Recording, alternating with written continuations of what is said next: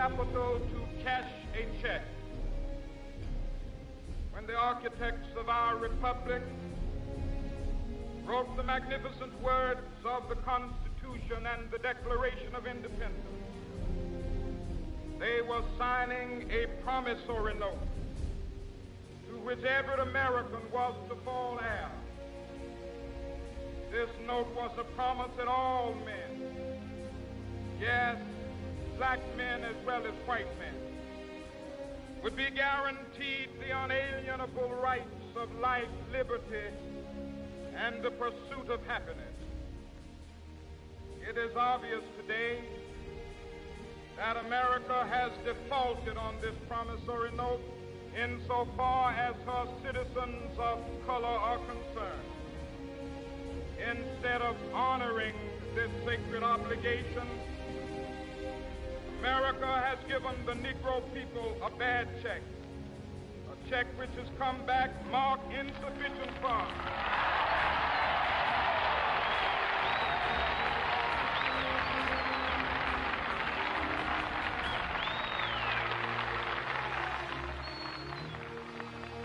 But we refuse to believe that the Bank of Justice is bankrupt. We refuse to believe that there are insufficient funds in the great vaults of opportunity of this nation. So we've come to cash this check, a check that will give us upon demand the riches of freedom and the security of justice.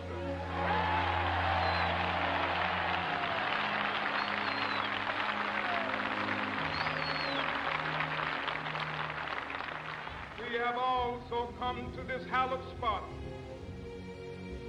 to remind America of the fierce urgency of now. This is no time to engage in the luxury of cooling off or to take the tranquilizing drug of gradualism.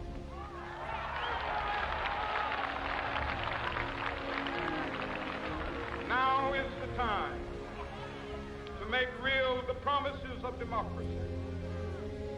Now is the time to rise from the dark and desolate valley of segregation to the sunlit path of racial justice. Now is the time to lift our nation from the quicksands of racial injustice to the solid rock of brotherhood. Now is the time. Make justice a reality for all of God's children. It would be fatal for the nation to overlook the urgency of the moment. This sweltering summit of the Negro's legitimate discontent will not pass until there is an invigorating autumn of freedom and equality. 1963 is not an end, but a beginning. Those who hoped that the Negro needed to blow off steam and will now be content will have a rude awakening if the nation returns to business as usual.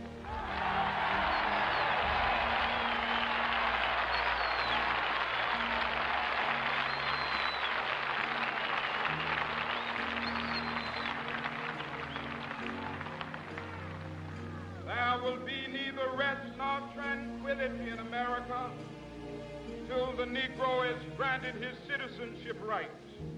The whirlwinds of revolt will continue to shake the foundations of our nation until the bright day of justice emerges. That is something that I must say to my people who stand on the warm threshold which leads into the palace of justice.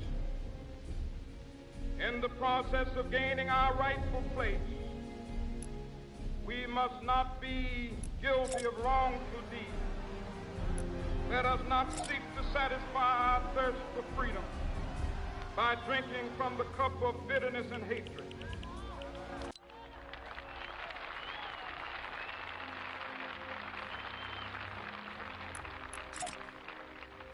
We must forever conduct our struggle on the high plane of dignity and discipline. We must not allow our creative protests to degenerate into physical violence.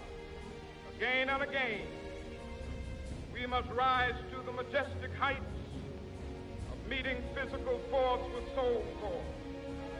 The marvelous new militancy which has engulfed the Negro community must not lead us to a distrust of all white people. For many of our white brothers, as evidenced by their presence here today, have come to realize that their destiny is tied up with our destiny.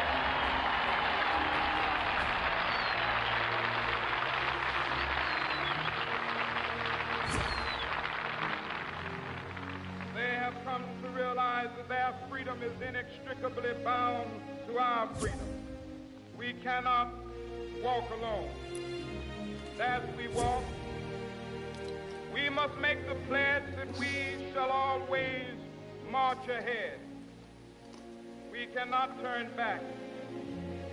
There are those who are asking the devotees of civil rights, when will you be satisfied?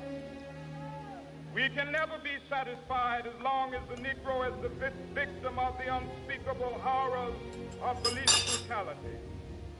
We can never be satisfied as long as our body is heavy with the fatigue of travel, cannot gain lodging in the motels of the highways and the hotels of the city.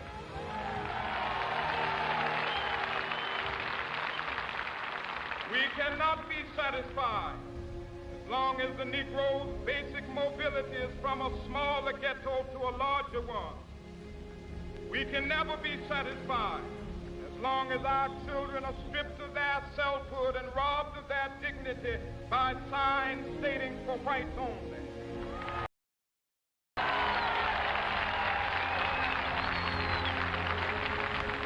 We cannot be satisfied as long as a Negro in Mississippi cannot vote and a Negro in New York believes he has nothing for which to vote.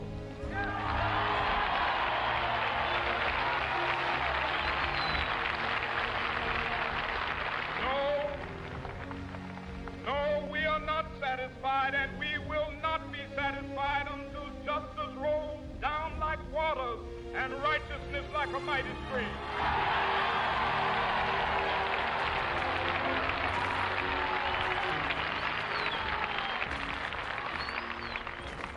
I am not unmindful that some of you have come here out of great trials and tribulations. Some of you have come fresh from narrow jail cells. Some of you have come from areas where your quest for freedom left you battered by the storms of persecution, staggered by the winds of police brutality, winds of creative suffering. Continue to work with the faith that unearned suffering is redemptive. Go back to Mississippi. Go back to Alabama. Go back to South Carolina. Go back to Georgia. Go back to Louisiana. Go back to the slums and ghettos of our northern cities, knowing that somehow this situation can and will be changed. Let us not wallow in the valley of despair. I say to you today, my friend,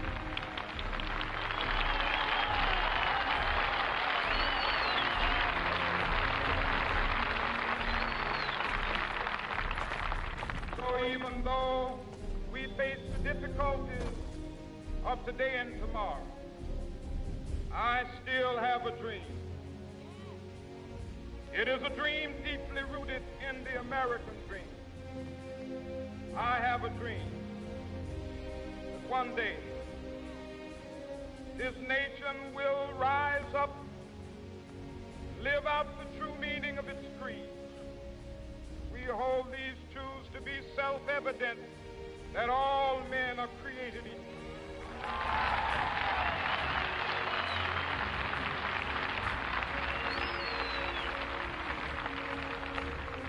I have a dream that one day on the red hills of Georgia, sons of former slaves and the sons of former slave owners will be able to sit down together brotherhood. I have a dream that one day, even the state of Mississippi, a state sweltering with the heat of injustice, sweltering with the heat of oppression, be transformed into an oasis of freedom and justice. I have a dream.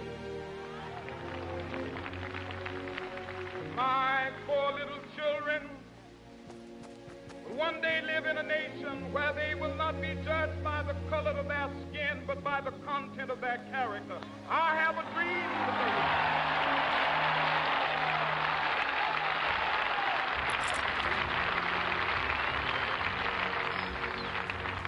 I have a dream that one day, down in Alabama, with its vicious racists, with its governor having his lips dripping with the words of interposition and nullification, one day right there in Alabama, little black boys and black girls will be able to join hands with little white boys and white girls as sisters and brothers. I have a dream today.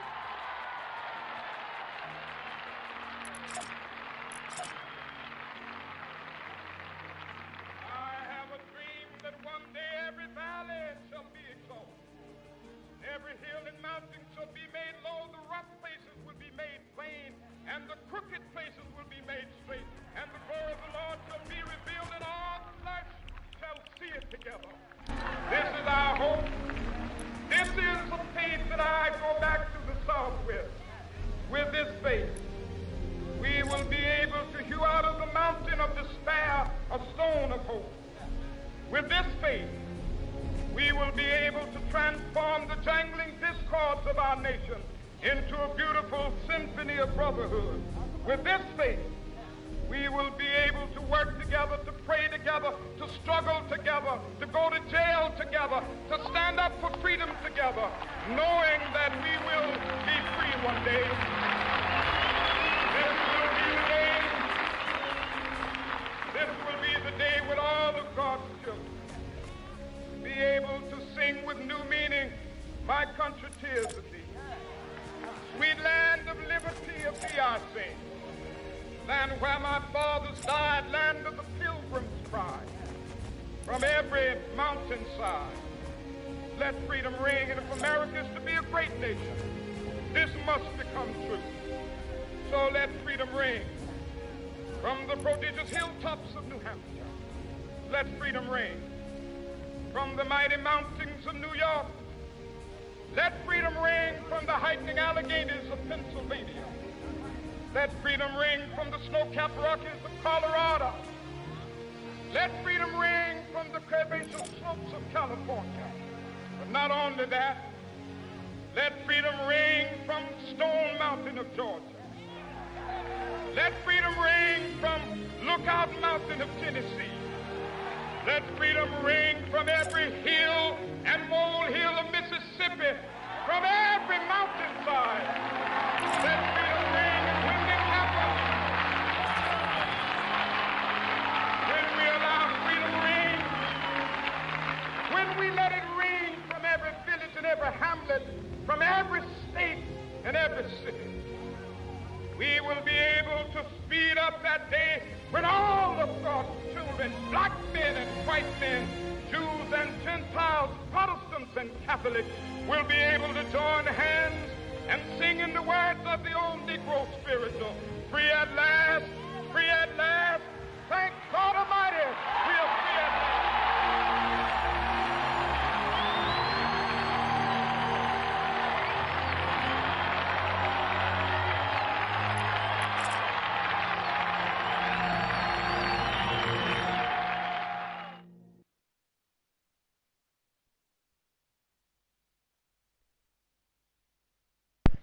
So, es geht sich jetzt darum, es ging über Amerika, also das Weiße Haus, so weißt schon, 19, ich meine schon 1963 oder 36, über diesen komische Statue.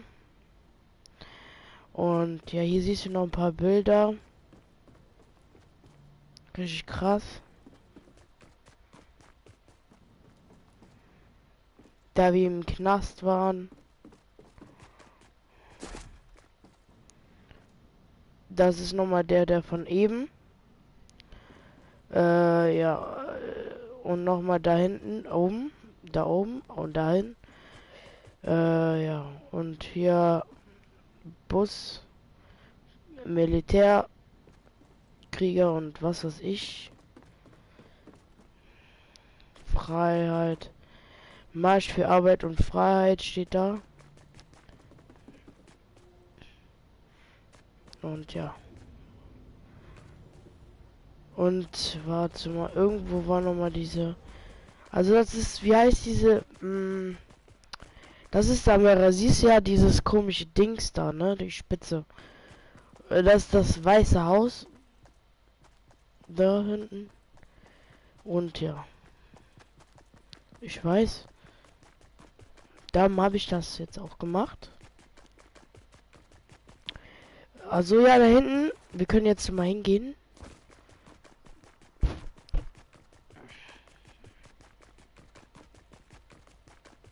Wer ist was geht? Bro. Also sag nicht, dass es. Ach, Digga, egal. Jetzt, Joel, jetzt siehst du jetzt. Also du siehst jetzt hier, warte. Da siehst du die Statue und das hat sich darum gegeben. Also hier hat er gesprochen. Also ne, im Film da hinten. So. Und da ist jetzt, das ist die Statue. Die haben auch drüber geredet. Und er steht da auch in diesem Tempel. So wollen der Herzen der Menschen für die Erdunion retten. Ist der Ernährung an Abraham Lincoln auf ewig festgehalten. Ja, es ging glaube ich über Abraham der Lincoln so. War voll spannend, voll geil, Alter. Ich hab das gefühlt. Ja. Und ja. Liked das Video. Drückt aufs Abo-Button und ja. Dann sehen wir uns mal. Weiß ich nicht. Nächsten Stream, ne? Und ciao, Leute. Auf Wiedersehen und